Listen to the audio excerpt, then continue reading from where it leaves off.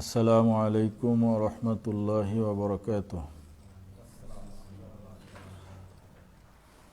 আলহামদুলিল্লাহি রাব্বিল আলামিন ওয়াসসালাতু ওয়াসসালামু আলা রাসূলিহি মুহাম্মাদিন ওয়া আলা আলিহি ওয়া আসহাবিহি আজমাইন ওয়া বা'দ।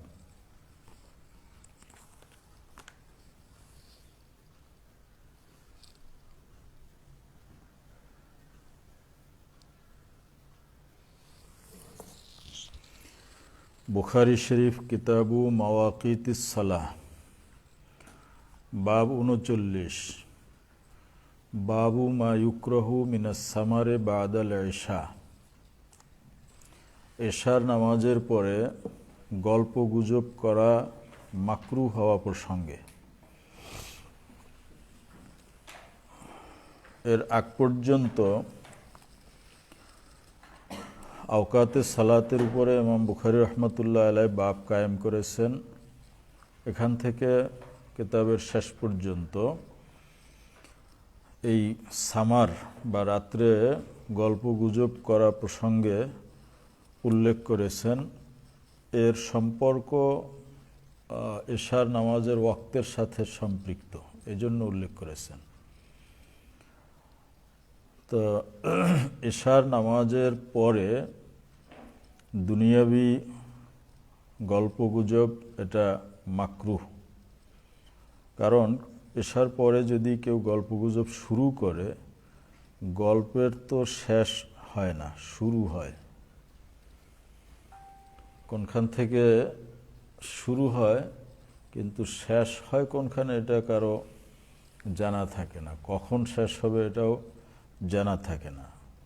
তো যাদের কিয়ামুল লাইল করতে হবে তারা নির্দিষ্ট সময় রাত্রে উঠতে পারবে না বিলম্ব হওয়ার কারণে, অথবা কারো কারো ক্ষেত্রে দেখা যাবে যে ফজরের নামাজের সময়ও সে জাগতে পারবে না। এই জন্য এশার নামাজের পরেই তাড়াতাড়ি ঘুমিয়ে যেতে হবে, যাতে করে শেষ রাত্রে আবার সে উঠে কিয়ামুল লাইল করতে পারে, যথাসময়ে ফজরের নামাজ পড়তে পারে। তো সামার এর অর্থ হলো রাত্রে যে গল্প এর আসর বসানো হয়। জাহিলিয়াতের যুগে এই ধরনের গল্পের আসর ছিল। আইয়ামে বীজ হলো 13, 14, 15 চাঁদের। এই সময় পূর্ণিমার আগে পরে এই সময়ে চাঁদের আলো থাকে। এই চাঁদের আলোতে তারা আসর বসাইত, আইয়ামে বীজের গল্পের আসর। জাহিলিয়াতের যুগের যত পচা গল্প আছে এগুলো সেখানে পেশ করা হতো। তারা চাঁদের রাত্রকে উপভোগ করত। রাসূল পাক সাল্লাল্লাহু আলাইহি ওয়াসাল্লাম এটা নিষেধ করে দিয়েছেন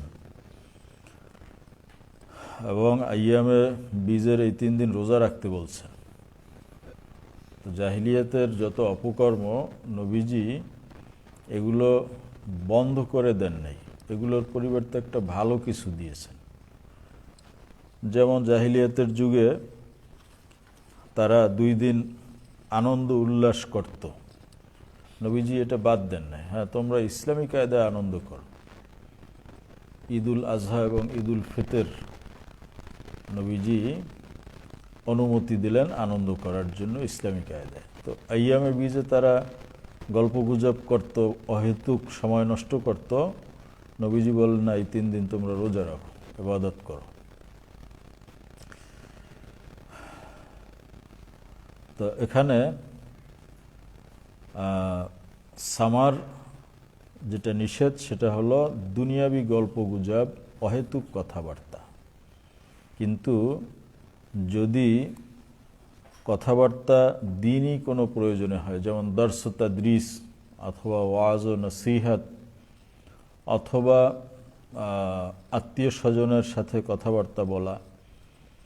একজন মেহমান আসছে, তার এসার পরে একজন মেহমান আসছে, এখন তার সাথে কথা বলবে না? বলবে। এগুলো এর থেকে ইস্তিসনা। আস-সামিরু মিনাস সামার ওয়াল জামউ আস-সুম্মার ওয়াস-সামিরু হাহুনা ফি মাউজিউল জাম'i। কোরআন শরীফে আল্লাহ রাব্বুল আলামিন বলছেন, সামিরান তাহজুরুন, এই আয়াতের ভিতরে সামের এটা সামার থেকে মুশতাক হয়েছে। এটা কখনো মুফরাদ হয়, কখনো জমা হয়। তো সামের যদি মুফরাদ আমরা ধরি ওয়াল জামউ আস-সুম্মার, তাহলে তার বহুবচন হবে কি? সুম্মার। আর যদি এটাকে জমা ধরা হয় তাহলে তো আর এটা জমা করার প্রয়োজন নেই। তো এখানে বলতে এই আয়াত যেখানে সামিরুন শব্দটা আসছে সেখানে জমার জন্য আসছে। সামিরু হাহুনা ফি মাউজিল জামা, এখানে জমার জায়গায় ব্যবহৃত হয়েছে, মুফরাদের অর্থ হবে না। হাদিসের ভিতরে তো কোথাও সামের শব্দ আসে নাই। অতএব ইমাম বুখারী যে বলছেন সামিরু হাহুনা ফি মাউজিল জামা, ইশারা করেছেন আয়াতের দিকে, যেখানে সামিরুন শব্দটা আসছে কোরআন শরীফে, সেখানে বহুবচনের অর্থে আসছে। তবে এটা ওয়াহেদও হয়, তখন জমা হবে কি? সুম্মার।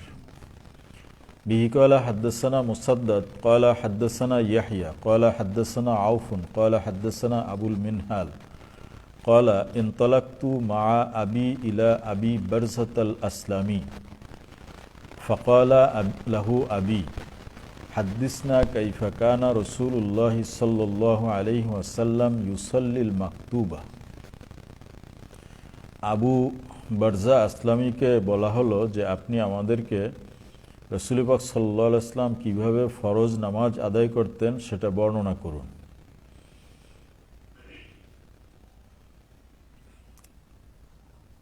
ক্বালা, তখন তিনি বলেন, কানা ইউসাল্লিল হাজিরা ওয়াহিয়াল্লাতি তাদউনাহাল উলা। হাজির, যেটাকে তোমরা প্রথম নামাজ বলো, অর্থাৎ জোহর, দিনের প্রথম নামাজ, এটা তিনি আদায় করতেন হিনা তাদহাদুশ শামসু আয় তামিলু, যখন সূর্য ঢলে পড়ত। ওয়া ইউসাল্লিল আসরা সুম্মা ইয়ারজিউ আহাদুনা ইলা আহলিহি ফি আকসাল মদিনা। আর আসরের নামাজ এতটুকু সময় থাকতে আদায় করতেন যে আমাদের কোনো একজন মানুষ যার বাড়ি মদিনার এক প্রান্তে, তিনি নবীজির সাথে নামাজ আদায় করে রাত্র হওয়ার আগে বাড়িতে পৌঁছতে পারতেন। এতটুকু আগে আসরের নামাজ আদায় করতেন। শামসু হাইয়া, বাড়িতে পৌঁছেও তখন সূর্য জীবিত থাকত, অর্থাৎ সূর্যের আলো নিষ্প্রভ হয়ে যেত না। এর আগেই সে বাড়িতে পৌঁছতে পারত, যদিও তার বাড়ি মদিনার এক প্রান্তে হতো।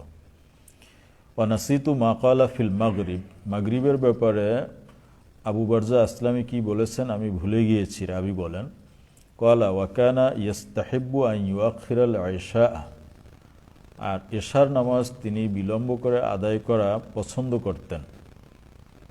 ক্বালা ওয়াকানা ইয়াকরাহু নাওমা ক্বাবলাহা ওয়াল হাদিসা বা'দাহা, এবং এশার নামাজের আগে ঘুমানোকে তিনি অপছন্দ করতেন এবং পরে কথাবার্তা বলাকে অপছন্দ করতেন। এশার নামাজের আগে ঘুমানোটা অপছন্দনীয়, আর এশার নামাজের পরে গাল গল্প করা, কথাবার্তা বলা, এটা অপছন্দনীয় ছিল নবীজির কাছে। হাদিসের এই অংশের উপরে তরজমাতুল বাব কায়েম করা হয়েছে। নতুবা নামাজের আওকাতের মধ্যে এই হাদিস পিছনে আমরা পড়েছি, সেখানে ওয়াক্তের বয়ান করতে গিয়ে এই হাদিসকে উল্লেখ করা হয়েছে। আর এখানে এশার নামাজের পরে কথাবার্তা বলা মাকরুহ প্রমাণ করার জন্য ইমাম বুখারী এই হাদিসটি নিয়ে আসছেন। ওয়াকানা ইয়ানফাতিলু মিন সালাতিল গাদাতি হিনা ইয়ারিফু আহাদুনা জালিসাহু ইয়ানফাতিলু আ ইয়ানসরিফু।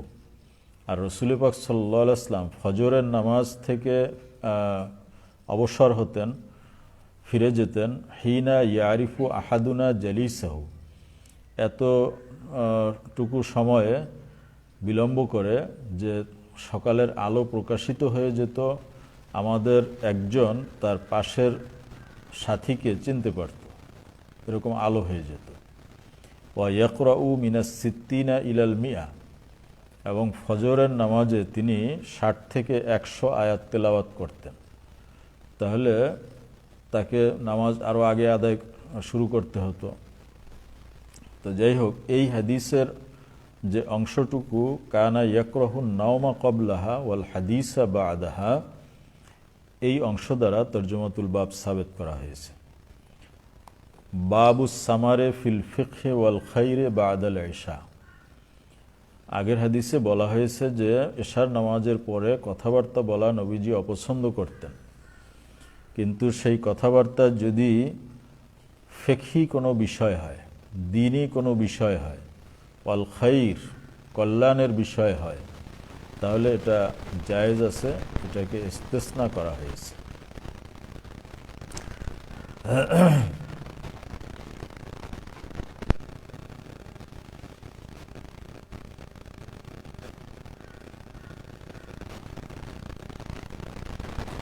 به قال حدثنا عبد الله بن الصباح قال حدثنا أبو علي الحنفي قال حدثنا قرة بن خالد قال انتظرنا الحسن।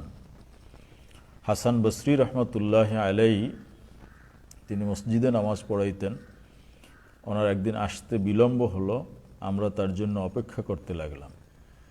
ওয়া রাসা আলাইনা, আমাদের উপরে দীর্ঘ সময় চলে গেল। হাত্তা করুবনা মিন ওয়াক্তে কিয়ামিহি ফাজা, এমনকি তার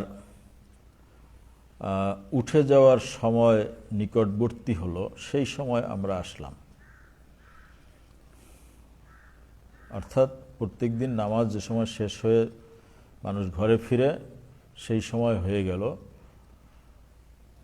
এই সময় তিনি আসলেন। ওয়াকালা, এবং তিনি বললেন, দাআনা জিরানুনা হা উলাই, আমার কিছু প্রতিবেশী আছে, তারা আমাকে ডেকেছিল, এজন্য আমার আসতে দেরি হয়েছে। সুম্মা কয়লা, এরপরে তিনি বললেন, কয়লা আনাস ইবনু মালিক, তিনি একটি হাদিস শুনাইলেন যে আনাস রাদিয়াল্লাহু তাআলা আনহু বলেন, নাজারনান নবিয়্য সাল্লাল্লাহু আলাইহি ওয়াসাল্লাম যাতা লাইলাতিন, এভাবে আমরা একদিন রাসূল পাক সাল্লাল্লাহু আলাইহি ওয়াসাল্লামের অপেক্ষা করতেছিলাম কোনো এক রাত্রে। হাত্তা কানা শাতরুল লাইলি, এমনকি রাতের অর্ধেক দ্বিপ্রহর হয়ে গেল। ইয়াবলুগুহু ফাজাআ ফাসাল্লা, এরপরে নবীজি আসলেন, নামাজ পড়াইলেন। সুম্মা খাতাবানা ফাকালা, এরপরে তিনি একটি খুতবা দিলেন এবং আমাদেরকে বললেন, আলা ইন্নান নাসা কদ সাল্লু সুম্মা রাকাদু, শুনে রাখো যে সব মানুষ দুনিয়ার নামাজ পড়ে ঘুমিয়ে গেছে। ওয়া ইন্নাকুম লাম তাজালু ফি সালাতিন মান তাজারতুমুস সালাতা, কিন্তু তোমরা নামাজের মধ্যেই ছিলে যতক্ষণ নামাজের অপেক্ষায় আছো। অর্থাৎ তোমরা যে নামাজের অপেক্ষা করতেছো, এটা নামাজের মধ্যে শামিল হয়ে গেছে। এভাবে কেউ যদি কল্যাণের কামনায় ইন্তজারে থাকে, তাহলে সে ওই কল্যাণের মধ্যেই থাকার সওয়াব পায়। যেমন 10টায় ক্লাস হবে, তোমরা হাদিস পড়বা, কিতাব নিয়ে অপেক্ষা করতেছো ওস্তাদ কখন আসবে, ওনার আসতে 15 মিনিট লেট হয়েছে, তোমরা এই 15 মিনিট হাদিস পড়ার সওয়াব পেয়ে যাবা। এই জন্য এটাকে বিরক্তির কারণ মনে করার কিছু নেই। কালাল হাসান, হাসান বসরি এই হাদিসের আলোকে তিনি ফয়সালা দিয়েছেন যে ইন্নাল কওমা লা ইয়াজালু বিখাইরিন মানতাজারুল খাইর, এটা শুধু নামাজের ক্ষেত্রে না, কোনো কল্যাণের জন্য কোনো সম্প্রদায় যতক্ষণ অপেক্ষায় থাকে ততক্ষণ তারা ওই কল্যাণের মধ্যেই থাকে। ক্বালা কুররা হুয়া হাদিসু আনাস আনিন নবী সাল্লাল্লাহু আলাইহি ওয়াসাল্লাম। তো এই হাদিসের ভিতরে কিভাবে এশার নামাজের পরে ভালো কথা বললে সেটাকে জায়েজ প্রমাণ করা হয়েছে, যে নবীজি একদিন অর্ধরাত্রের পরে আসলেন, এশার নামাজ পড়াইলেন, তারপরে এই কথাটা বলছেন, এটা একটা নসিহত। তাহলে নবীজি এশার পরে কথা বলছেন না বলেননি? বলছেন। আবার অন্য হাদিসে তিনি এশার পরে কথা বলাকে অপছন্দনীয় মনে করতেন, সেটাও আছে। তাহলে তাতবিক কি? অপছন্দনীয় হলো দুনিয়াবি কথাবার্তা, বেহুদা কথাবার্তা, গাল গল্প। আর যেটা জায়েজ আছে সেটা হলো দ্বীনি কথাবার্তা। নবীজির কোনো কথাবার্তা অহেতুক ছিল? ওমা ইয়ান্তিকু আনিল হাওয়া ইন হুয়া ইল্লা ওয়াহয়ুন ইউহা, এই জন্য নবীজি এশার পরে যে এই নসিহত করেছিলেন এর দ্বারা প্রমাণিত হয় যে ভালো কোনো কথা যদি হয়, ফেকা ইলমে দ্বীনের কোনো মাসলা, এগুলো এশার পরেও আলোচনা করা যাবে, নিষেধাজ্ঞা থেকে এটা ইস্তেসনা হবে। समझ में आ गया। भी قال حدثنا أبو اليمان قال أخبرنا شعيب عن الزهري قال حدثني سالم بن عبد الله بن عمر وأبو بكر بن أبي حسمة أن عبد الله بن عمر قال صلى النبي صلى الله عليه وسلم صلاة العشاء في آخر حياته। নবীজি তার জীবনের শেষ দিকে এশার নামাজ আদায় করলেন। এটা তার জীবনের শেষ প্রান্তের ঘটনা। ফালাম্মা সাল্লামা কওমান নবী সাল্লাল্লাহু আলাইহি ওয়াসাল্লাম ফাকালা, সালাম ফিরানোর পরে নবীজি দাঁড়াইলেন, এরপরে একটা ভাষণ দিলেন। তাহলে বোঝা গেল যে এশার নামাজের পরেও কল্যাণের কথা, ফিকহি কথা, দ্বীনি কথা এগুলো আলোচনা করার সুযোগ আছে, বৈধতা আছে। নবীজি কি বললেন? আরাইতাকুম লাইলাতাকুম হাজিহি, তোমরা কি আজকের রাত্রকে দেখতেছ? ফাইন্না রাসা মিয়াতি সানাতিন লা ইয়াবকা মানহুমুল ইয়াওমা আলা যহরিল আরদি আহাদুন, আজ থেকে 100 বছর পরে এই পৃথিবীর উপরে যারা আছে তারা কেউ বাকি থাকবে না। ফাওয়াহিলান নাসু ফি মাকালাতিন নবী সাল্লাল্লাহু আলাইহি ওয়াসাল্লাম ইলা মা ইয়াতাহাদ্দাসুনা ফি হাযিহিল আহাদিস আন মিয়াতি সানা।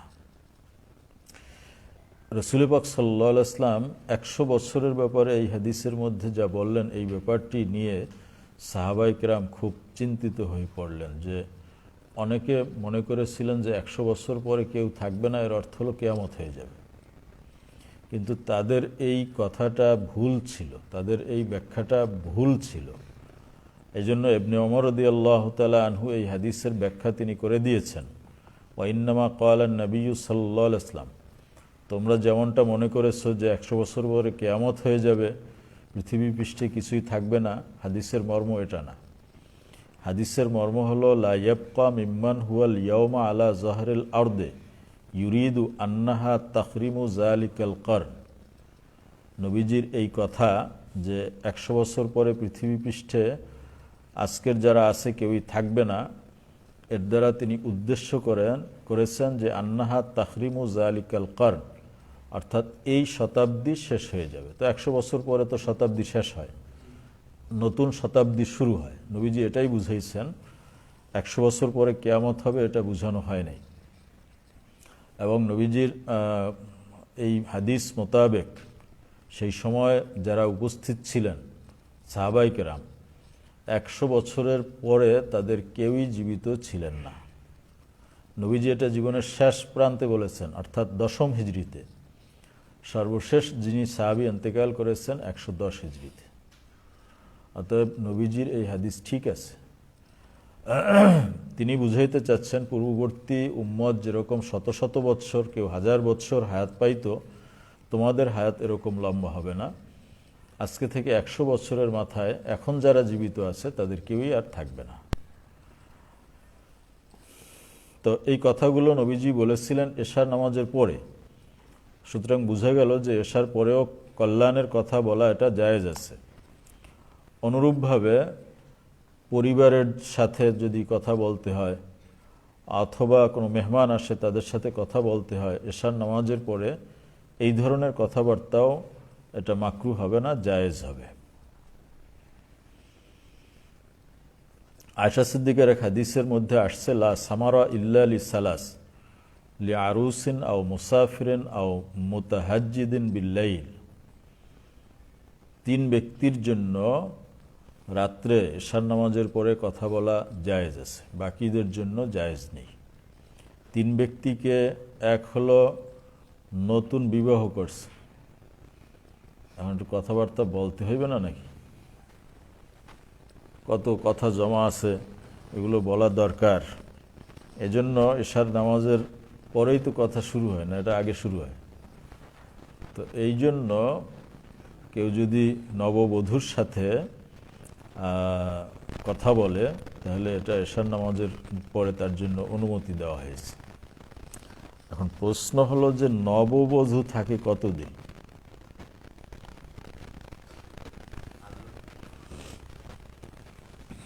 আরবি মাকুলা আছে, নিকাহ বিবাহের সংজ্ঞা তোমরা কেতাবে পড়ছো বিভিন্ন কায়দায়, কিন্তু এখানে নিকার সংজ্ঞা অন্যভাবে দেওয়া হয়েছে। সুরুরু শাহরিন গুমুমু দাহরিন লুজুমু মাহরিন, হাজা হুয়ান নিকাহ।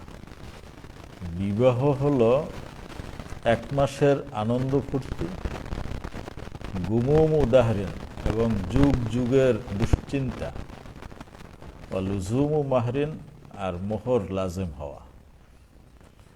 আনন্দ ফুর্তি থাকে এক মাস, এরপর পুরান হয়ে যায়, আর আগের মতো এত কথা থাকে না। বরং স্ত্রী যদি বেশি কথা বলতে চায় তাহলে স্বামী আরও বিরক্ত হয়ে যায়, যে আমি অফিস থেকে আসছি অনেক টায়ার্ড, এখন কথা বলার সময় নেই। আর আগে প্রথম যখন বিয়ে করে তখন কথা ফুরায় না, এটা মাসখানে থাকে আর কি। কিন্তু এই স্ত্রীকে ঘরে আনার কারণে তার যুগ যুগের একটা দুশ্চিন্তা মাথার উপরে থাকে। যার স্ত্রী ঘরে নাই তার কোনো চিন্তা আছে, যেখানে ইচ্ছা সেখানে থাকবে, খাইবে, কিন্তু ঘরে স্ত্রী থাকলে তার একটা চিন্তা মাথার মধ্যে থাকে।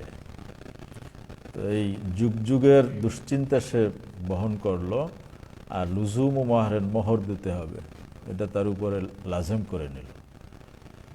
এই তিনটেই হলো বিবাহ, সুরুর ও শাহরিন গুমুম ও দাহরিন লুজুম ও মাহরিন। অতএব ধরলাম এই এক মাসেই, তো এই নববধূ এর জন্য অনুমতি আছে, নববিবাহিত দম্পতির জন্য।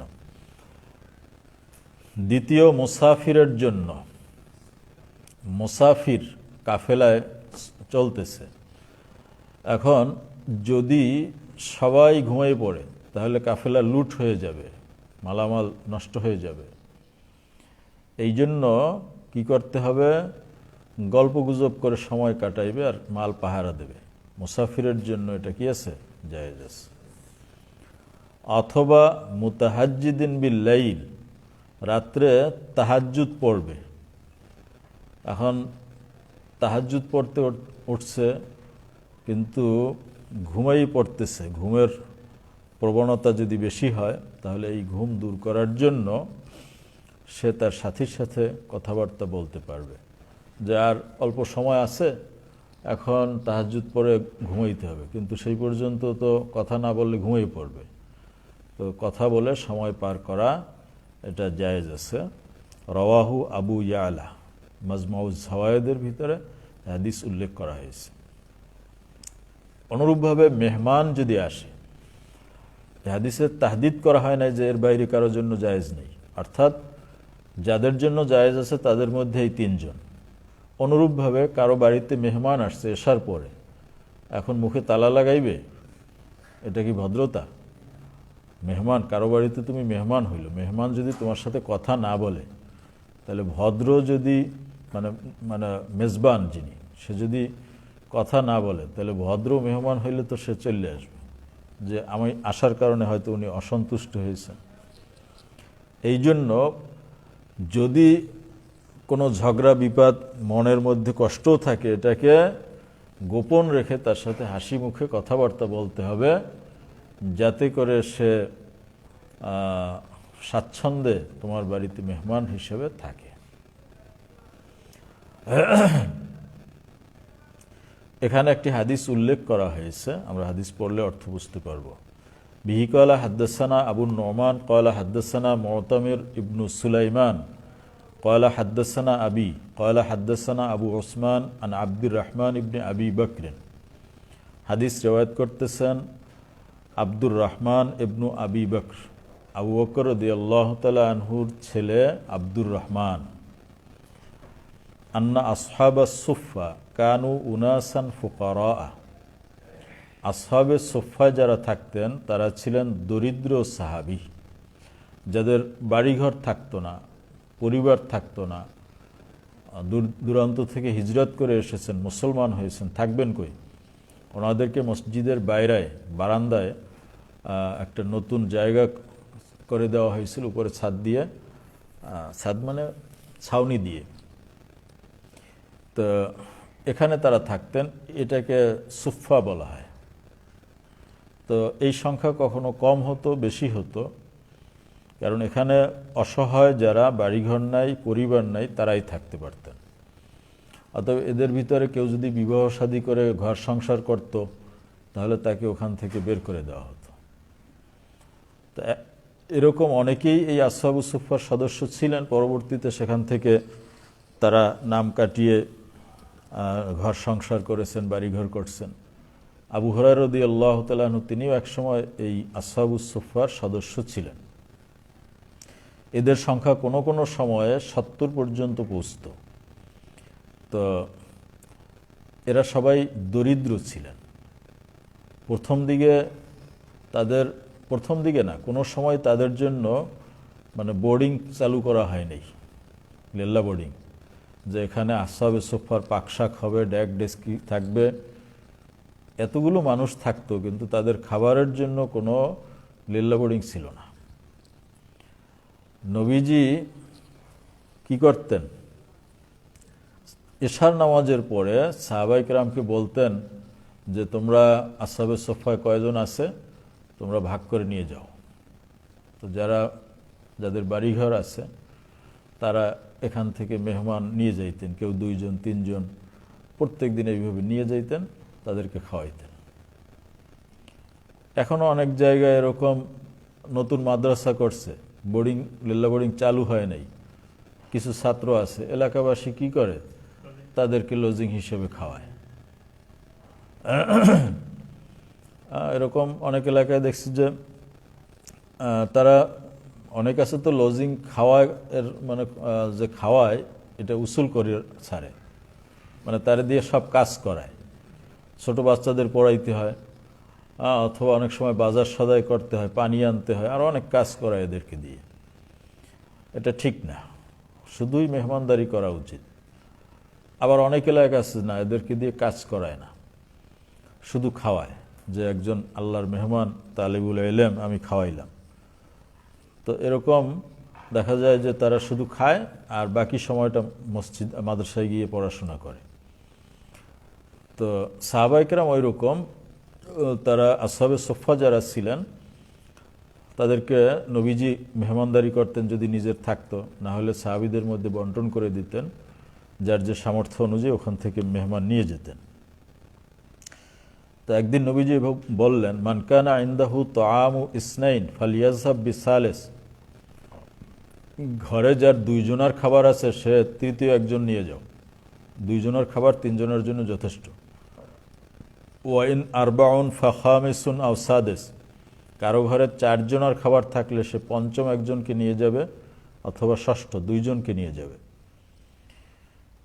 ওয়াইন্না আবু বকরিন জাআ বিসালাসা, আবু বকর রাদিয়াল্লাহু তাআলা আনহু সেদিন 3 জন মেহমান নিলেন। ওয়ান্তালাকান নবী সাল্লাল্লাহু আলাইহি ওয়াসাল্লাম বিআশরা, আর নবীজি 10 জন মেহমান নিয়ে গেলেন। ক্বালা ফাহুয়া আনা ওয়া আবি ওয়া উম্মি ওয়ালা আদরি হাল ক্বালা ওয়া ইমরাআতি ওয়া খাদিমুন বাইনা বাইতিনা ওয়া বাইতি আবি বকর।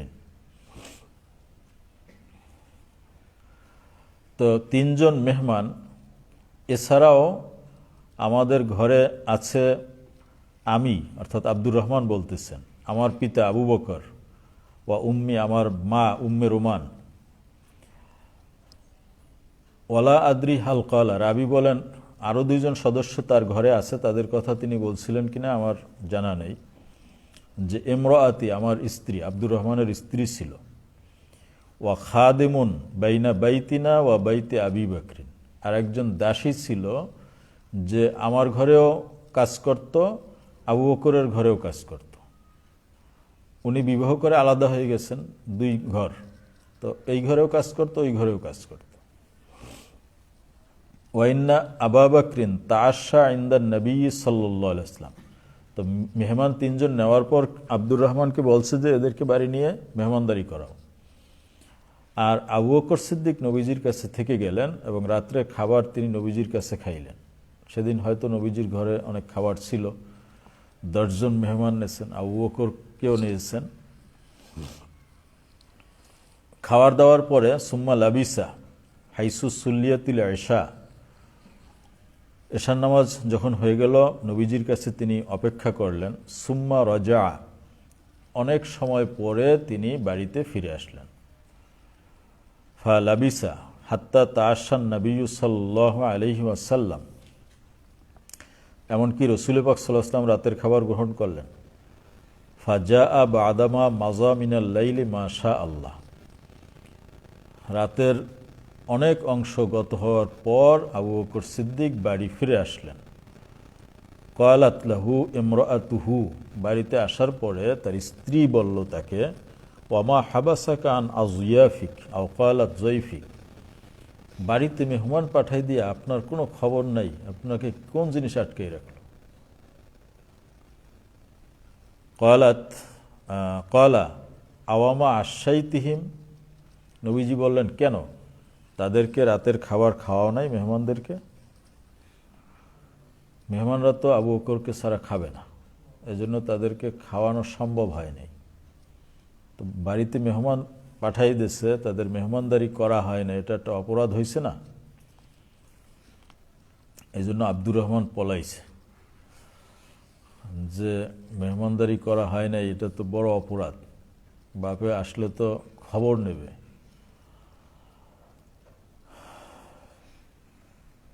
ক্বালাত, আবু বকরের স্ত্রী বললেন, আবাও হাত্তা তাজিয়া, তারা তো তুমি না আসা পর্যন্ত খাবার গ্রহণ করতে অস্বীকৃতি জানিয়েছে। কদ অরিদু ফা আবাও, তাদের সামনে খাবার পেশ করা হয়েছিল, তারা ফিরিয়ে দিয়েছে যে আবু বকর আসলে পরে খাবে। ক্বালা ফা যাহাবতু আনা ফাখতাবাতু, আব্দুর রহমান বুঝলেন যে কাজটা ঠিক হয় নাই, তো আমি গিয়ে আত্মগোপন করলাম।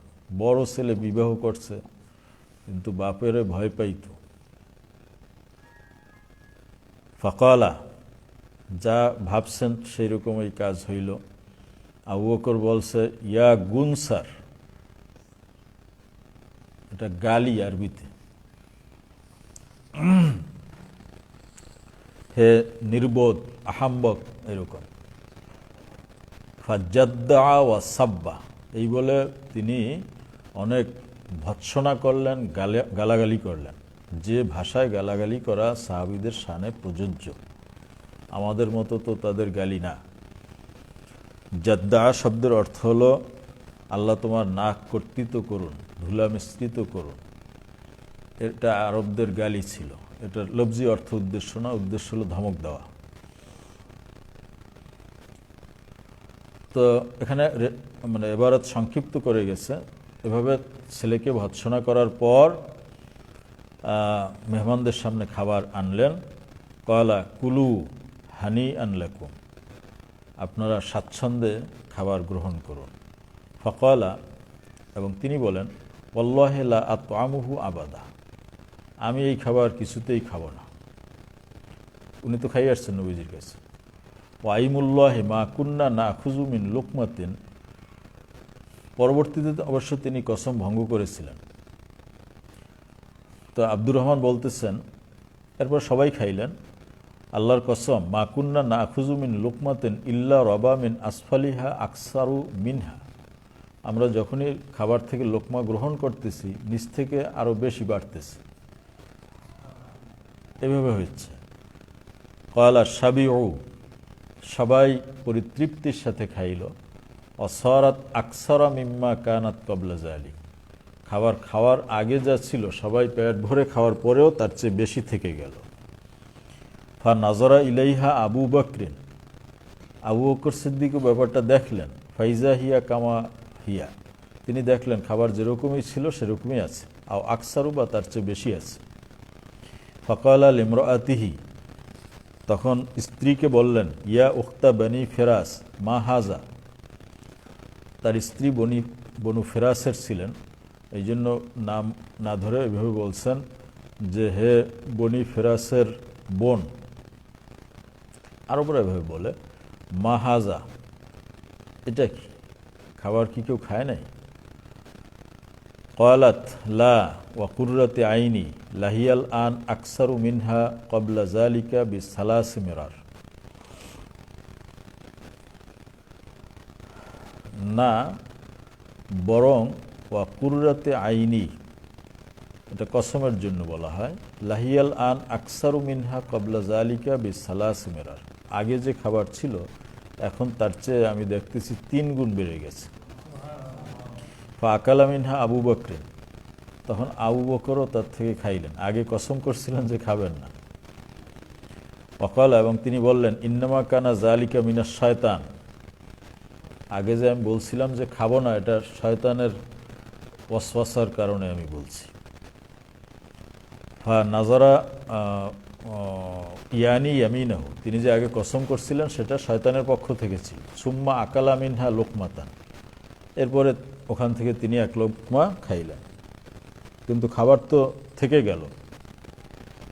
পরদিন সকালে এই খাবার যা ছিল বাকি, এটা নবীজির দরবারে নিয়ে গেলেন। সুম্মা হামালাহা ইলান নবী সাল্লাল্লাহু আলাইহি ওয়াসাল্লাম ফা আসবাহাত ইনদাহু, খাবার নিয়ে সকালে নবীজির কাছে উপনীত হলেন। নবীজির কাছে আবার একটা প্রতিনিধি দল, তাদের সাথে হুজুরের একটা চুক্তি ছিল, সেই চুক্তি নবায়ন করার জন্য আসছেন নেতারা এবং তাদের অনুসারীরা, একটা বড় দল, 70 জন লোক হবে, এরা আসছেন। ওয়াকানা বাইনানা ওয়া বাইনা কওমিন আকদুন ফামাজাল আজাল, একটা কওম যাদের মধ্যে আমাদের চুক্তি ছিল, চুক্তির মেয়াদ শেষ হয়েছে, নবায়নের জন্য তারা আসছে। ফাররাকনা ইসনাই আশারা রজুলান, আমরা তাদেরকে 12 দলে ভাগ করলাম।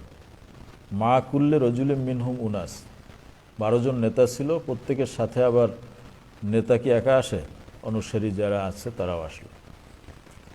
অন্য রায়তে বলা হয়েছে 70 জন লোক ছিল। আল্লাহু আলামু মা কুল্লে রজুলান, আল্লাহ ভালো জানেন প্রত্যেকের সাথে কত করেছিল। ফা আকালু মিনহা আজমাউন আও কামা ক্বাল, এই 70 জন যে তারাও সকলে ওই খাবার খাইল, এত বরকত হয়েছে। তো এখানে কিসসা বলা উদ্দেশ্য না, উদ্দেশ্য হলো যে এখানে এশার নামাজের পরে এই কথাবার্তাগুলো হয়েছে না, মেহমানদের সাথে এই কথাবার্তাগুলো যে হয়েছে, এটা এশার নামাজের পরে হয়েছে। এর থেকে তরজমাতুল বাব সাবেত হয়েছে যে মেহমানদের সাথে এশার নামাজের পরে কথা বলা এটা নিষেধাজ্ঞার অন্তর্গত নয়। এই পর্যন্ত মাওয়াকিতুস সালাত শেষ। এরপরে কিতাবুল আজান, আজানের বয়ান। বাবু বদইল আজান, আজানের সূত্রপাত, সূচনা কিভাবে হয়েছিল। ইমাম বুখারী রহমতুল্লাহ আলাই এবং ইমাম তিরমিজি রহমতুল্লাহ আলাই ওনাদের কিতাবে বাদউন শব্দটা শুধুমাত্র সূচনা বা শুরু বোঝানোর জন্য ব্যবহার করেন। ওনাদের মতে বাদউন এর ভিতরে যার দিকে নিসবত করা হবে তার সমস্ত ডিটেলস বর্ণনা করা হবে, আহওয়াল ইবতিদা সে ইন্তেহা তক, একেবারে শুরু থেকে শেষ পর্যন্ত বোঝানো হবে বদউন দ্বারা। যেমন বদউল ওহির ভিতরে শুধু ওহির সূচনা না, মানে ওহির তামাম আহওয়াল বয়ান করা উদ্দেশ্য। তো এখানেও আজানের আহওয়াল বয়ান করা উদ্দেশ্য, কবে শুরু হয়েছিল, কিভাবে শুরু হয়েছিল, কেন শুরু হয়েছিল, এই তামাম আহওয়ালের জবাব এই বাবের ভিতরে দেওয়া হবে। মসজিদে নববী যেখানে বানানো হয়েছে, এটা এর আশেপাশে তেমন কোনো বসতি ছিল না, বসতি ছিল একটু দূরে। মদিনা শহর যেটা আবাদ ছিল, এই মসজিদে নববী আবাদির বাইরে ছিল। সাহাবায়ে কেরাম এখানে নামাজ পড়ার জন্য আসতেন, তো নির্দিষ্ট কোনো সময় ঘড়িও তখন ছিল না। তো সবাই আসতেন, আসার পরে যখন দেখতেন যে অনেক লোক আসছে নামাজ পড়তে, তো নির্দিষ্ট কোনো আলামত বা ওয়াক্ত না থাকার কারণে অনেকের যারা প্রথম আসতো তাদের দীর্ঘ সময় অপেক্ষা করতে হতো নামাজ শুরু হওয়া পর্যন্ত।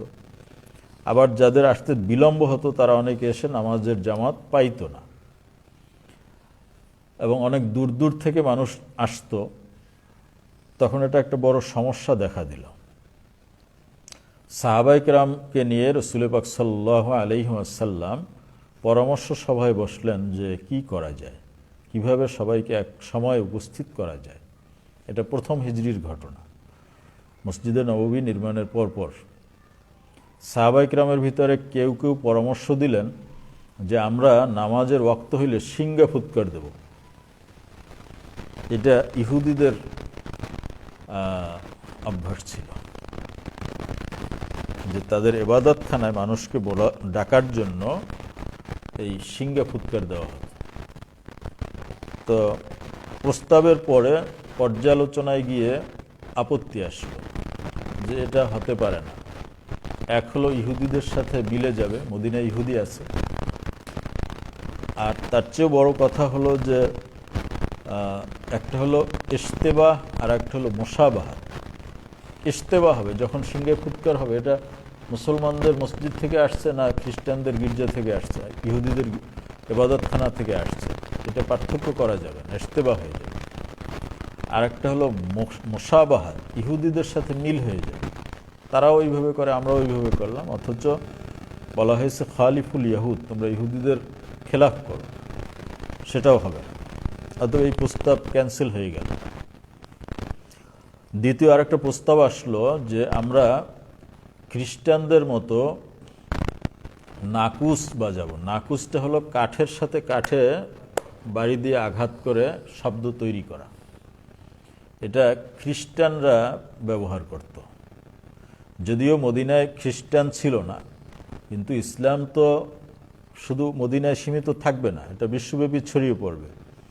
যেই সমস্ত জনপদে খ্রিস্টানরা আছে সেখানে মুসলমানরা যদি এই পদ্ধতি ব্যবহার করে তাহলে ইশতেবাহ হয়ে যাবে, এবং মুশাবাহাত তো আছেই, তাহলে এটাও হবে না, ক্যান্সেল হয়ে গেল। তৃতীয় প্রস্তাব আনা হলো আজানের আগে আগে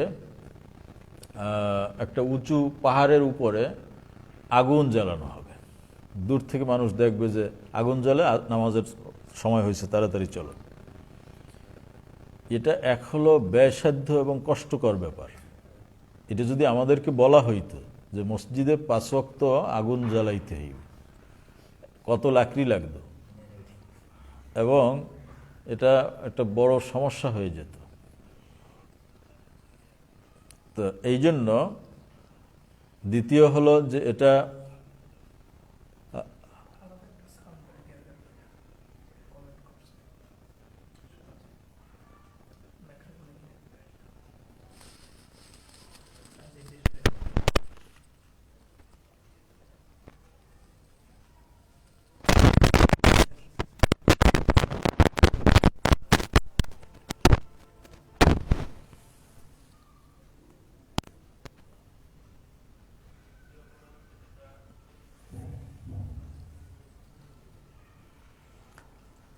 আচ্ছা, এই প্রস্তাব গ্রহণযোগ্য হলো না যে অগ্নি উপাসক মাজুসিদের সাথে মুশাবাহাত হয়ে যায়, এবং এটা ঝামেলার ব্যাপার। ওমর রাদিয়াল্লাহু তাআলা আনহু একটা প্রস্তাব করলেন যে এইসব না করে আপনারা একটা কাজ করতে পারেন না, যে আজানের ওয়াক্ত হইলে একজন লোককে বলবেন, সে সব বাড়ি বাড়ি যেয়ে মানুষকে ডাককে নিয়ে আসবে। কি বলবে? আসসালাতু জামিয়া। নবীজি বললেন হ্যাঁ, ওইসব না করে ওমর যেটা বলছে এটা করা যেতে পারে। সবাই একমত হলেন। কি তো শব্দ, আবার একজন কইছে এখন ঠিক আছে। আচ্ছা,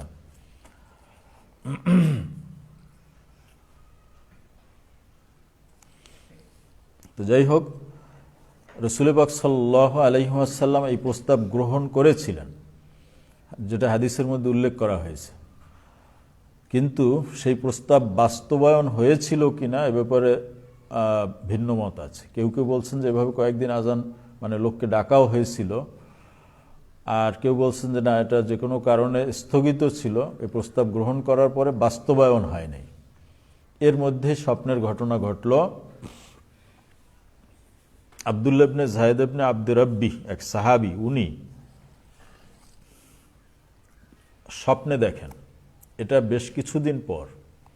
ওনার স্বপ্ন দেখার 20 দিন আগে হযরত ওমর রাদিয়াল্লাহু তাআলা আনহু স্বপ্নে দেখেছিলেন যে এক ফেরেশতা আজানের কালিমাগুলো তাকে শিক্ষা দিয়েছেন, কিন্তু যে কোনো কারণে তিনি এটা নবীজিকে বলেন নাই, স্বপ্ন।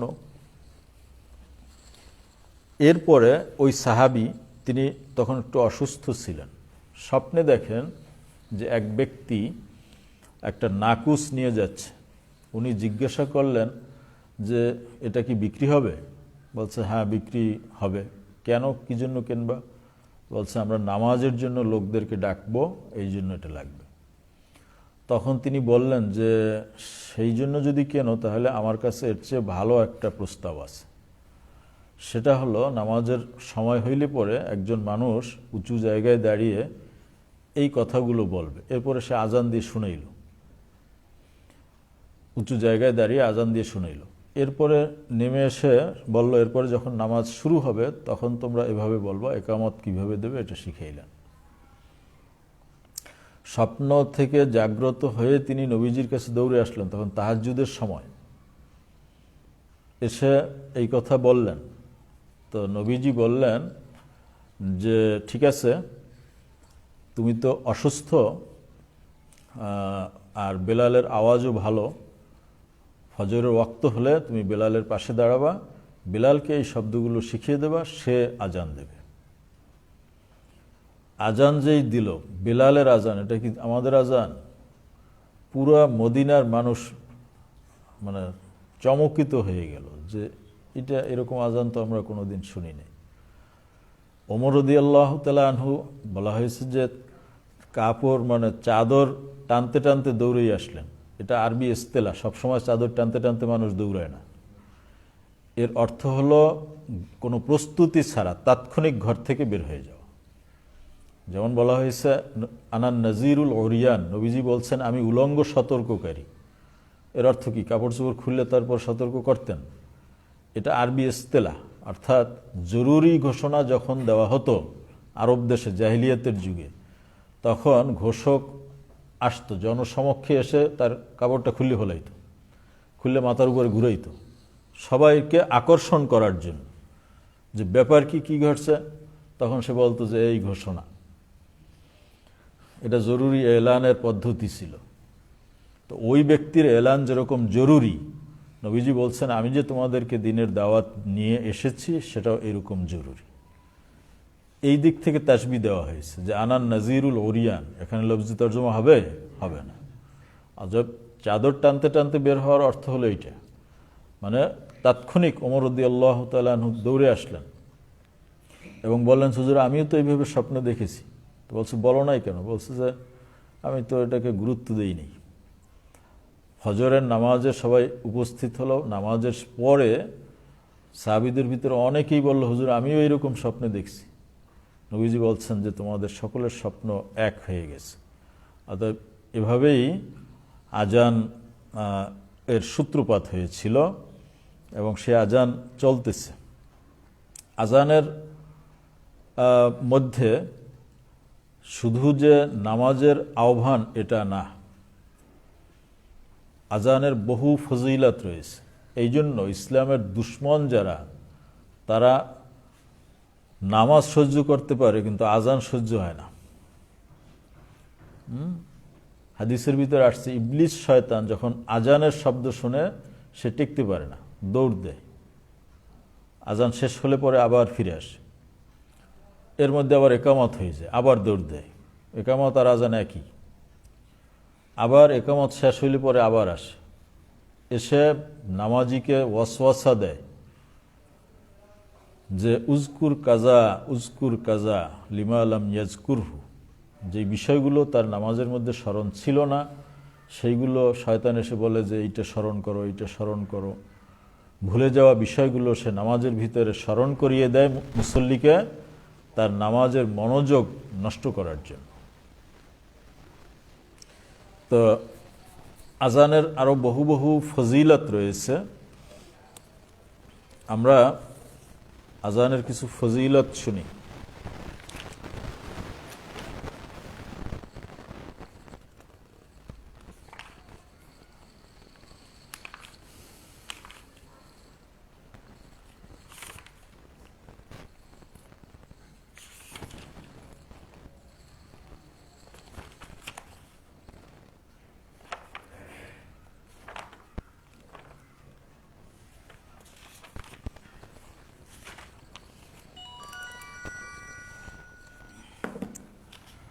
ফিকার একটা মাশহুর কিতাব হলো বাহারে শরিয়ত।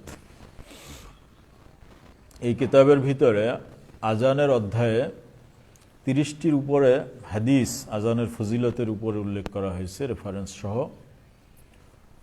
এবং 72টির মতো মাসলা আজানের আলোচনা করা হয়েছে।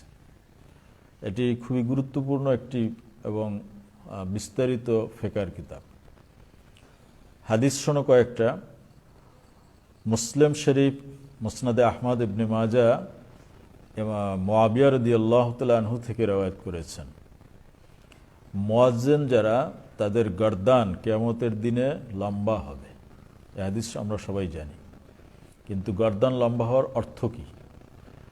এর অর্থ হলো কিয়ামতের ময়দানে তাদেরকে সম্মানিত করা হবে।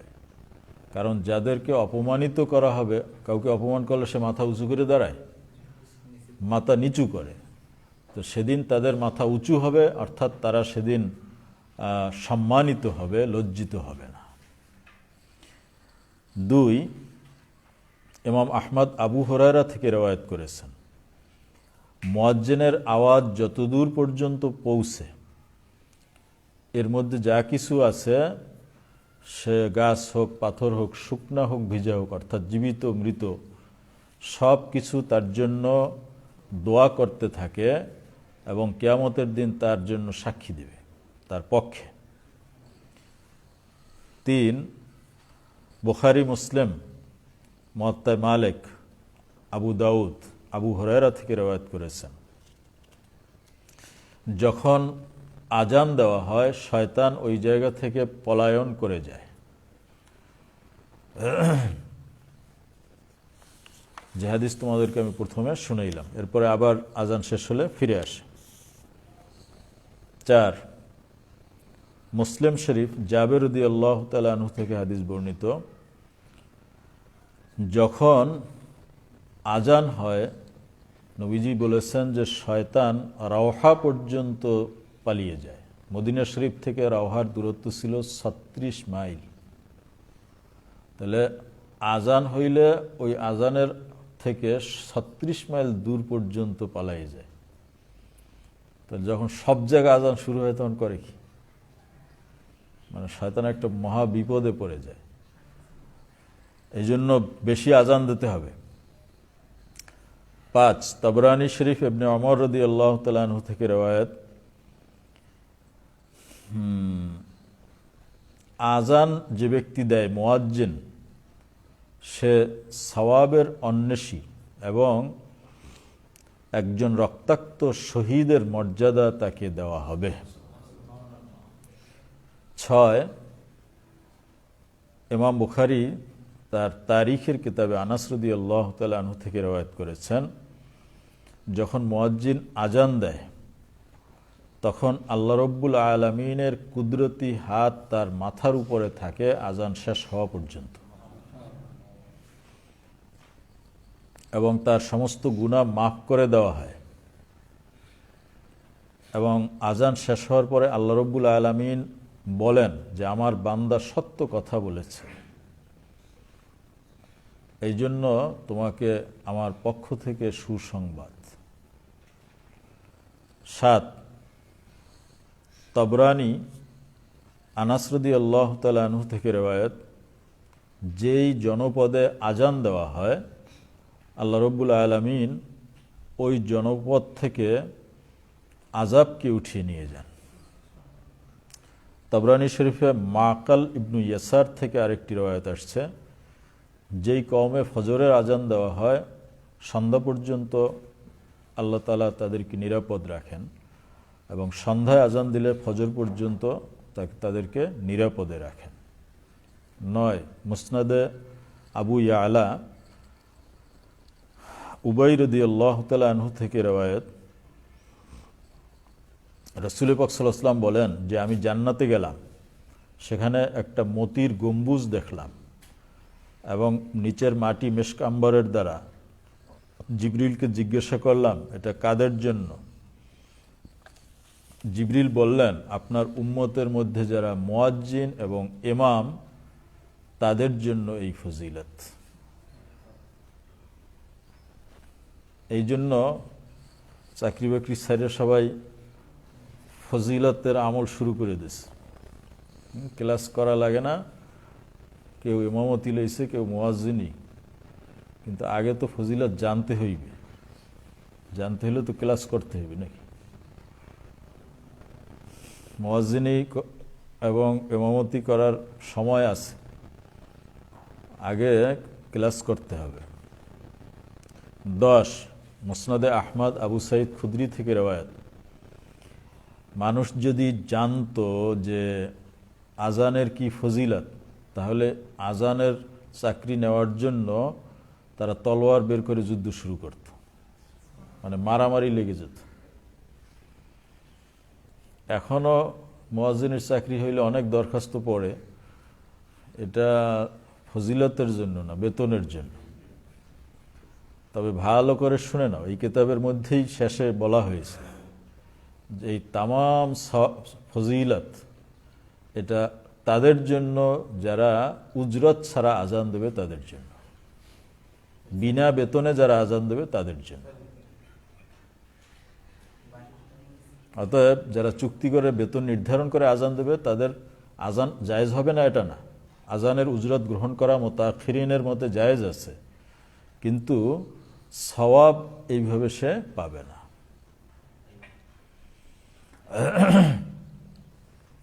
যেমন সূরা ফাতিহা পড়ে যদি কেউ দম করে, রোগ ভালো হয়ে যাবে, এর বিনিময়ে টাকাও সে নিতে পারবে, কিন্তু ওই যে অক্ষরে অক্ষরে সওয়াব হয়, এটা এই তেলাওয়াতে না।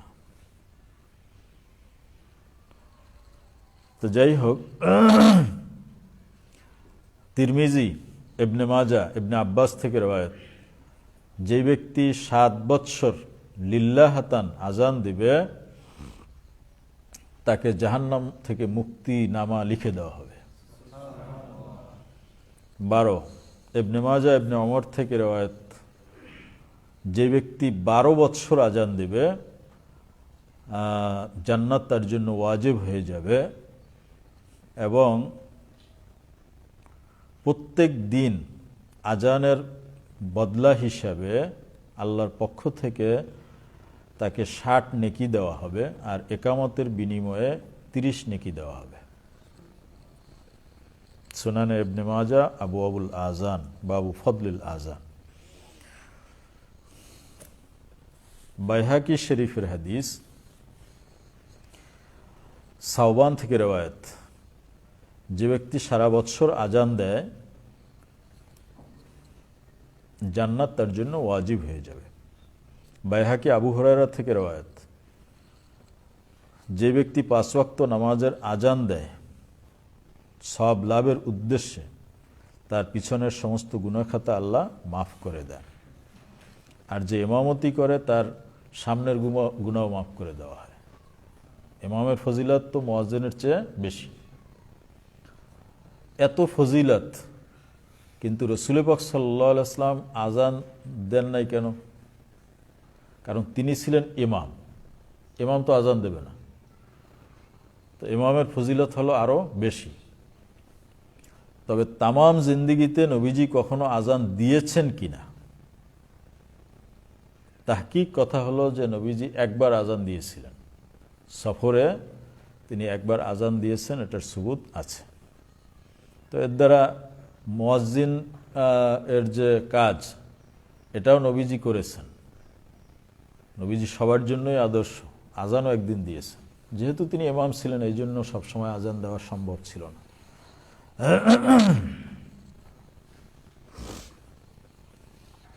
ইবনে আসাকের আনাস থেকে রওয়ায়াত করেছেন,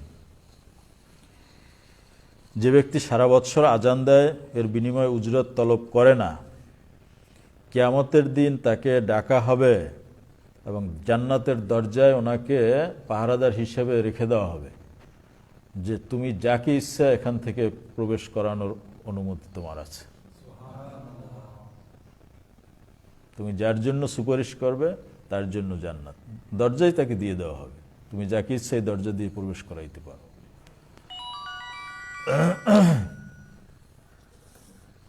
খতিব বাগদাদি ইবনে আসাকের আনাস থেকে রওয়ায়াত করেছেন,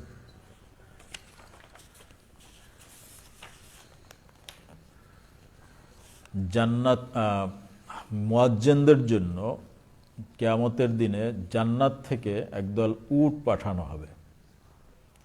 এই উটে তারা সাওয়ার হবে, তাদের সর্দার থাকবেন বেলাল সামনে। এরপরে তারা উঁচু আওয়াজে এই উটে সাওয়ার হয়ে উঁচু আওয়াজে আজান দিতে দিতে জান্নাতের দিকে রওনা হবে। জান্নাতের সব হাসরের ময়দানে সবাই তাকাই থাকবে যে এরা কারা, আমরা ভয়ে অস্থির, আর এরা সুন্দর আজান দিয়ে দল বেঁধে যাচ্ছে। তখন বলা হবে এরা উম্মতে মুহাম্মাদির মধ্যে মুয়াজ্জিন ছিল। তারিখে বাগদাদ,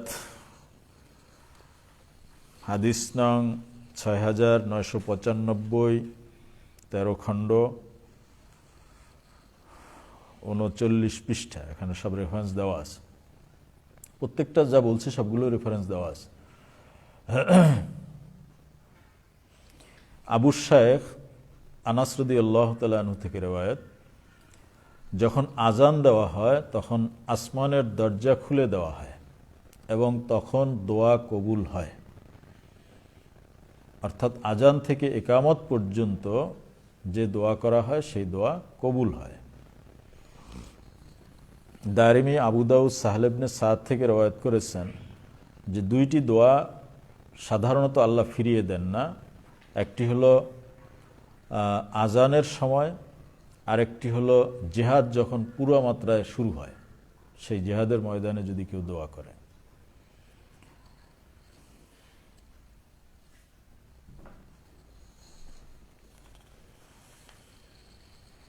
হাদিস বুখারী, আবু দাউদ, তিরমিজি, নাসাই, ইবনে মাজাহ, মুসনাদে আহমদ, জাবের থেকে আজানের আওয়াজ শুনে যেই ব্যক্তি এই দোয়া পড়বে, আল্লাহুম্মা রব্বা হাযিহিদ দাওয়াতিত তাম্মা ওয়াস সালাতিল কাইমা আতি সাইয়্যিদানা মুহাম্মাদানিল ওয়াসিলা ওয়াল ফাদিলা ওয়া বা'আসহু মাকামান মাহমুদা আল্লাযী ওয়া'আদতা।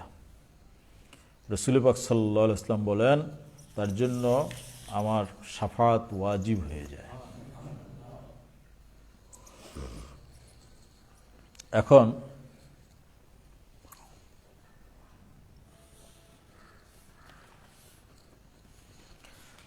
আমরা যে বলে থাকি ওয়ারযুকনা শাফাআতাহু ইয়াউমাল কিয়ামা, এই অংশ এখানে নেই। অনেকে বলে এটা বলা যাবে না, কিন্তু অন্য রেওয়ায়েতে ইমাম তাবরানী মৌজামে আওসাত এবং মৌজামে সগীরের ভিতরে হাদিস উল্লেখ করেছেন, সেখানে এই অংশ আছে, ওয়াজআলনা ফি শাফাআতিহি ইয়াউমাল কিয়ামা, এই লফজ আসছে। তো এই দোয়াগুলো তো লফজান যে বলতে হবে এটা জরুরি না, বলতে পারলে ভালো, কিন্তু কেউ যদি মানা বলে থাকে তারপরেও এটা কি হবে, জায়েজ হবে।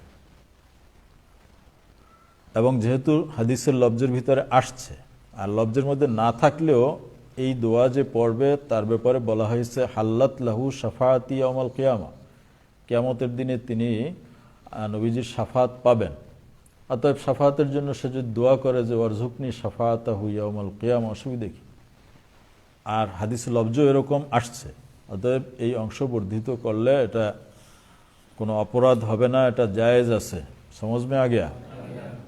তাবরানী মাইমুনা থেকে রেওয়ায়াত, মহিলারা কি করবে? মহিলারা আজান দিবে না, আর মসজিদেও তারা যাবে না, কিন্তু আজানের জবাব তারা দিবে। আজানের প্রত্যেকটা জবাব এর যে কালিমা সে পড়বে, প্রত্যেকটা কালিমার বিনিময়ে তাকে 10 লক্ষ সওয়াব দেওয়া হবে, 10 লক্ষ মর্তবা তাদেরকে দেওয়া হবে। ওমর রাদিয়াল্লাহু তাআলা আনহু বললেন, তো এই সওয়াব কি শুধু মহিলাদের জন্য, পুরুষরা কি পাবে না? নবীজি বললেন পুরুষরা তার দ্বিগুণ পাবে। আল মুজামুল কবির লিত-তাবরানী, হাদিস 28, 24 খণ্ড, 16 পৃষ্ঠা।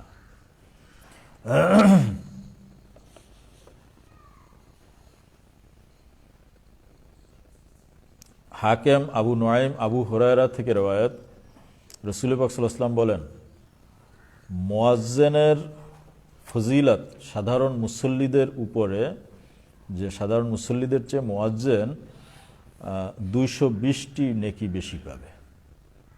কিন্তু যে ব্যক্তি মুয়াজ্জিনের সাথে সাথে ওইভাবে জবাব দেবে সে মুয়াজ্জিনের মতো সওয়াব পাবে।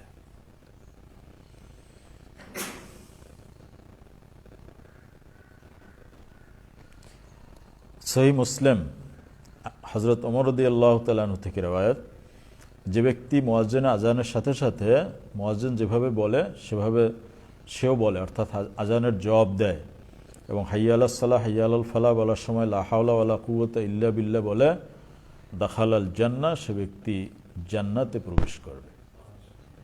এগুলো কিছু হাদিস তোমাদেরকে শুনাইলাম আজানের ফজিলত সম্পর্কে। তরিকুল ইসলামে এখানে আজানের ফজিলতের বয়ানে এই সমস্ত হাদিসের আলোকেই লেখা হয়েছে, যদিও রেফারেন্স দেওয়া হয় নাই। রেফারেন্স সহ আমি বললাম, এই রেফারেন্সগুলো এখানে প্রায় সবগুলো আসছে বাহারের শরীয়তের ভিতরে, হাসিয়ার সবগুলো রেফারেন্স দেওয়া আছে। আর তরিকুল ইসলামে এগুলোর থেকে খোলাসা লেখা হয়েছে কবিতা আকারে। শোনো, অনেকে তোমরা মনে করো যে তরিকুল ইসলাম এটা দাদা হুজুরের বুড়া মুরিদ যারা আছে তারা পড়বে।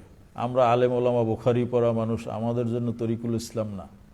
আমরা বড় বড় কিতাব দিয়ে ফতোয়া দেই, কিন্তু ওই সব বড় কিতাবে যা না পাবা তরিকুল ইসলামের সেই ধরনের মাসলাও আছে। মানে বহু কিতাব এর সার নির্যাস এখানে দেখবা যে এক একটা মাসলা উল্লেখ করার পরে কত কিতাবের রেফারেন্স দেওয়া হয়েছে। ওই সব কিতাব এর আলোকে এই মাসলাগুলো লেখা হয়েছে।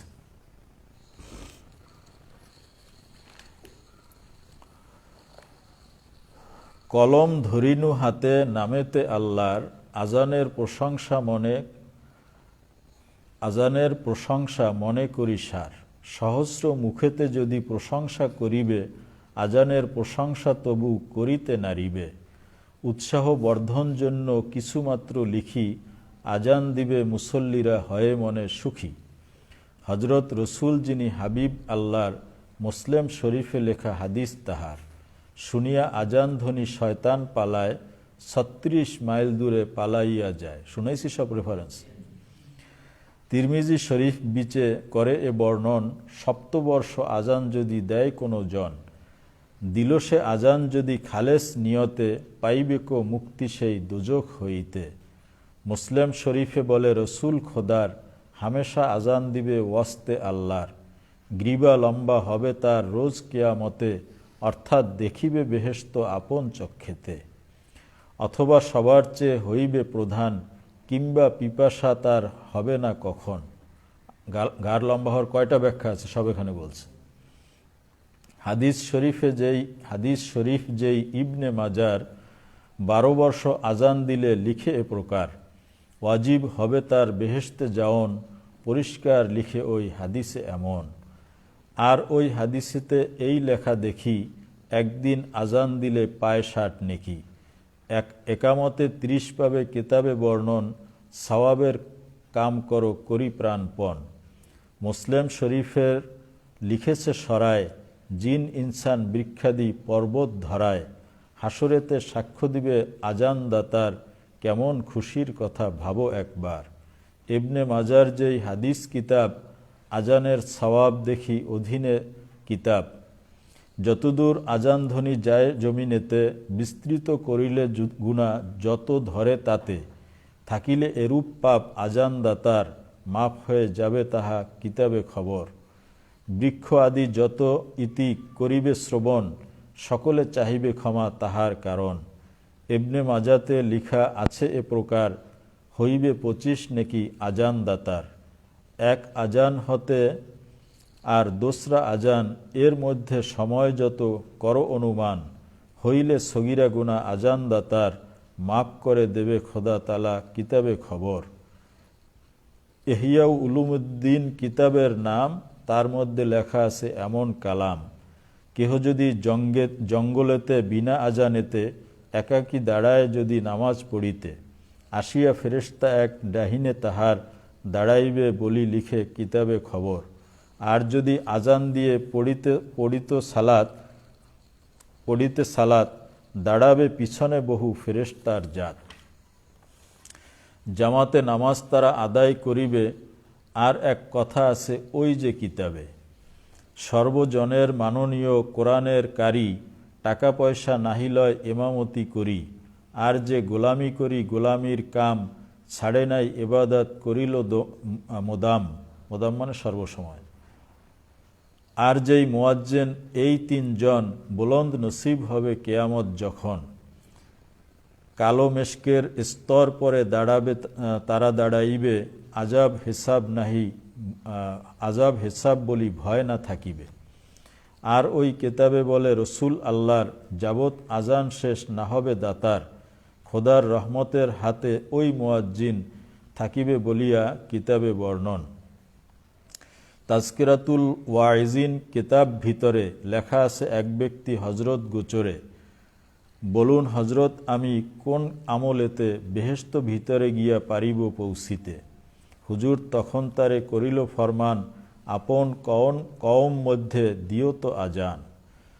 সে ব্যক্তি বলিল যদি না পারি এ কাজ, প্রথম কাতারে তবে পড়িও নামাজ। আর ওই কেতাবেতে হজরত ফরমান, বৎসর যাবৎ যদি দিবে কো আজান, অলিগণ সঙ্গে হবে কেয়ামত তার। আজান দিবেন যেবা 2 বৎসর, শহীদের সঙ্গে হবে কেয়ামত তার। 3 বর্ষ দিলে উঠে সঙ্গে আম্বিয়ার, আর বেশি আর কি লিখিব মুয়াজ্জিন কারণ, ক্ষমা চাবে জীবজন্তু পানির মৎস্যগণ। আজান দেওয়ার কালে ফেরেশতা আল্লাহর ওই শব্দ উচ্চারণ সঙ্গে করে তার। আজানের শেষে যত ফেরেশতার জাত, মাপ চাবে জব তক না হবে কেয়ামত। ইহা ভিন্ন আর এক হাদিস প্রচার, বলিয়াছেন রসুলুল্লাহ হাবিব আল্লাহর, 7 বৎসর কাল যদি আজান কহিবে, 7টি দোজখ হতে মুক্তি সেই পাবে। বলিয়াছেন মুয়াজ্জিনের কবর আজাব, কবরের চাপ যদি হয়ে যাবে মাপ। বিনা কষ্টে মৃত্যু হবে মুয়াজ্জিন ভাই, অধীন আরজ করে আজান দেওয়া চাই। ওই কেতাবেতে আর এই পাওয়া যায়, জাবালের বেটা মাআজ এরূপ ফরমায়।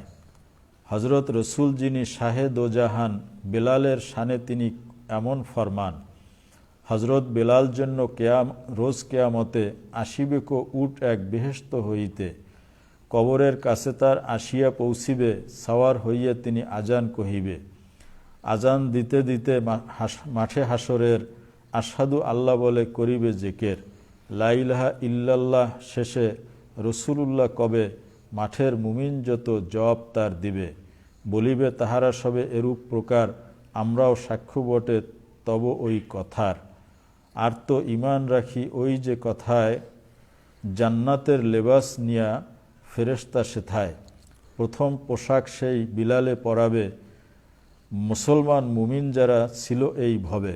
দিতেন আজান যারা থাকি দুনিয়ায়, পরিবেন ওই পোশাক তাহারা সবাই। অতি সম্মানের সাথে বেহেশত যাইবে, অধীন শায়েরের ইহা নসিবে কি হবে। তরিকুল ইসলাম এই অমৃত লহরী, কেয়ামত তক যেন থাকে ভাই জারি। এই দোয়া করো সবে যত মুমিনান, হিসাব সহজ যেন করেন সুবহান।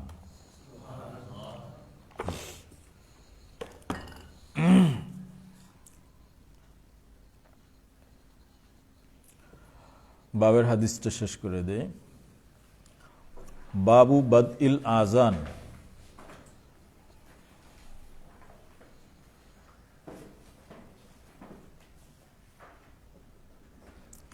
ওয়াকাউলুহু তাআলা, আজান এর ব্যাপারে একটা কথা বলা হয় যে আজান স্বপ্নের মাধ্যমে আসছে। ইসলামের একটা গুরুত্বপূর্ণ শেয়ার, যার এত ফজিলত, সেটা স্বপ্নের দ্বারা কিভাবে সাবেত হয়েছে। না, শুধুমাত্র স্বপ্ন দিয়ে সাবেত হয়নি, কারণ এই স্বপ্নে দেখার পরে নবীজি যখন এটাকে স্বীকৃতি দিয়েছেন, তাহলে নবীজির মাধ্যমে এটা হয়েছে। হ্যাঁ, সরাসরি আজানের কথা কোরআন শরীফে বলা হয় নাই। আজান প্রচলন হওয়ার পরে আজানের ব্যাপারে কোরআন শরীফে উল্লেখ করা হয়েছে। কোরআন শরীফে আয়াতের মাধ্যমে আজান ফরজ হয় নাই, কিন্তু আজানের কথা কোরআন শরীফের মধ্যে আছে। এটা ওহিয়ে গায়রে মাতলুর দ্বারা মাশরু হয়েছে, শুধু স্বপ্নের দ্বারা না। নবীজির স্বীকৃতি এইটাই হলো আসল।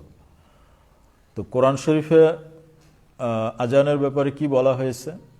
ওয়াইজা নাদাইতুম ইলাস সালাতি ইত্তাখাজুহা হুজুওয়া ওয়া লাইবা। আর যখন তোমরা নামাজ দাও, নামাজের জন্য আজান দাও, তখন কাফেররা এটাকে হাসি ঠাট্টার পাত্রে পরিণত করে, আজান নিয়ে হাসি ঠাট্টা করে। যালিকা বিআন্নাহুম কওমুল লা ইয়াকিলুন, এটা তাদের আকল না থাকার কারণে। এবং কোরআন শরীফে আল্লাহ তাআলা আরও বলেছেন ওয়া কওলুহু তাআলা ইজা নুদিয়া লিস-সালাতি মিন ইয়াউমিল জুমআ, এখানেও আজানের কথা বলা হয়েছে। বিহি ক্বালা হাদ্দাসানা ইমরান ইবনু মাইসারা ক্বালা হাদ্দাসানা আব্দুল ওয়ারিস ক্বালা হাদ্দাসানা খালিদ আন আবি কিলাবাতা আন আনাসিন ক্বাল যাকারুন নারা ওয়ান নাকুসা। প্রথমে তারা আগুনের কথা, নাকুসের কথা বললেন। ফাজাকারুল ইয়াহুদা ওয়ান নাসারা, পরে আবার ইহুদিদের কথা, নাসারাদের কথা আসলো যে তারা তো এরকম করে। ফা উমিরা বেলালুন আন ইয়াশফাল আজান ওয়া আন ইউতিরাল ইকামা, পরবর্তীতে বেলালকে আজান দিতে বলা হয়েছে। আজানের বাক্যগুলো দুইবার এবং একামতের বাক্য একবার বলতে বলা হয়েছে। আজান একামতের বাক্য নিয়ে মুজতাহিদ উলামায়ে কিরামের ভিতরে কি ইখতিলাফ রয়েছে সেটা সামনে বাব আসবে, আমরা সেখানে আলোচনা করব। তো এই হাদিস খুবই সংক্ষেপ। আজানের এত বিস্তারিত ঘটনা বললাম, কিভাবে আজান মাশরু হয়েছে সেটা 2 লাইনের মধ্যে বলে দিয়েছে। এর চেয়ে আরেকটু বিস্তারিত রওয়ায়াত সামনে। বিহি ক্বালা হাদ্দাসানা মাহমুদ ইবনু গাইলান ক্বালা হাদ্দাসানা আব্দুর রাজ্জাক ক্বালা আখবারানা ইবনু জুরাইজ ক্বালা আখবারানি নাফে আন্না ইবনে ওমর কানা ইয়াকুলু কানাল মুসলিমুনা হিনা কাদিমুল মদিনা ইয়াজতামিউনা ফায়াতাহায়্যানুনা আস-সালাহ। প্রথম দিকে মদিনা আসার পরে মুসলমানরা এক জায়গায় জমা হতো, এরপরে তারা নামাজের সময় নির্ধারণ করত, আন্দাজ করে নিত। লাইসা ইউনাদা লাহা, নামাজের জন্য কোনো আজান দেওয়া হতো না। ফাতাকাল্লামু ইয়াওমান ফি যালিক, কোনো একদিন এই ব্যাপারে তারা কথা বলল যে কি করা যায়। ফাকালা বাদুহুম ইত্তাখাজু নাকুসাম মিসলা নাকুসিন নাসারা, তোমরা খ্রিস্টানদের নাকুসের মতো নাকুস গ্রহণ করতে পারো। ওয়াকালা বাদুহুম বালবুকান মিসলা কারনিল ইয়াহুদ, কেউ বলল যে না, ইহুদিদের মতো সিংহা ব্যবহার করতে পারো। ফাকালা ওমর, তখন ওমর রাদিয়াল্লাহু তাআলা আনহু বললেন আওয়ালা তাবাসুনা রাজুলান ইউনাদি বিস-সালা, কেন তোমরা একটা মানুষকে পাঠাবে না যে মানুষকে নামাজের জন্য দাওয়াত দিবে, অর্থাৎ ঘরে ঘরে গিয়ে দাওয়াত দিয়ে আসবে। ফাকালা রাসূলুল্লাহ সাল্লাল্লাহু আলাইহি ওয়াসাল্লাম, পরবর্তীতে নবীজি বলেছেন ইয়া বেলাল কুম ফানাদি বিস-সালা, বেলাল তুমি যাও গিয়ে মানুষকে নামাজের জন্য ডাকো। এটা ছিল প্রথম পরামর্শ, as-সালাতু জামিয়া বলে মানুষকে ডাকা হবে। নবীজি অনুমতিও দিয়েছিলেন, কিন্তু সেটা বাস্তবায়ন হয়েছে কিনা ইখতিলাফ রয়েছে। অনেকের মতে এটা বাস্তবায়ন হওয়ার আগেই এই স্বপ্নর ঘটনা ঘটে, পরে এই যে পদ্ধতিতে আমরা আজান দেই, এই আজানেই প্রথম শুরু হয়। আচ্ছা, আজকে এই পর্যন্ত শেষ। আসসালামু আলাইকুম ওয়া রাহমাতুল্লাহ।